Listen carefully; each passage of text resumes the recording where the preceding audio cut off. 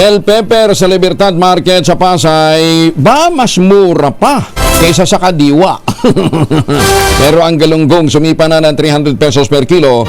Yan ang report sa atin ni Giselle Ricoport, RH15. Giselle, good morning. Kuyang Angel, good morning.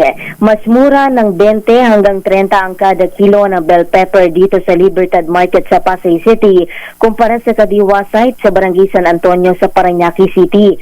350 hanggang 360 ang kada kilo ng bell pepper sa Libertad mula sa dating 300 ang kada kilo.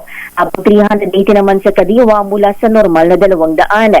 Tumaas din ang presyo ng iba pang gulay dahil sa 6 na bagyo kabilang ang karot na 180 hanggang 200 ang kada kilo mula sa dating 120 pesos kada kilo. 100 naman ang minahal ng talong na 180 na ngayon ang kada kilo mula sa dating 80 pesos. Ang kamatis 200 ang kada kilo mula sa dating 120 pesos kada kilo. Ang ampalaya naman 170 pesos mula sa dating 100, habang 80 ang parehong kalamansi at pepino mula sa dating 70 kada kilo. Nagmahal din sa 120 ang kada kilo ng repolyo mula sa dating 70 ang kada kilo, 160 ang bawang mula sa dating 140 pesos ang kada kilo, habang 400 naman ngayon ang labuyo mula sa dating 250 pesos ang kada kilo, habang 360 ang siling pansigang mula sa 260 pesos kada kilo. Sumipa naman sa 300 ang kada kilo ng sariwang galunggong dito sa pamilihan mula sa dating 200 habang 240 pesos yung frozen.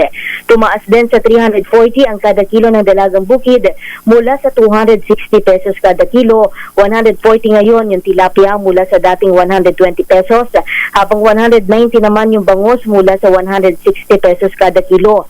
Ang salay-salay mabibili ngayon sa 300 ang kada kilo habang 200 naman ang tulingan mula sa 160 pesos ang kada kilo.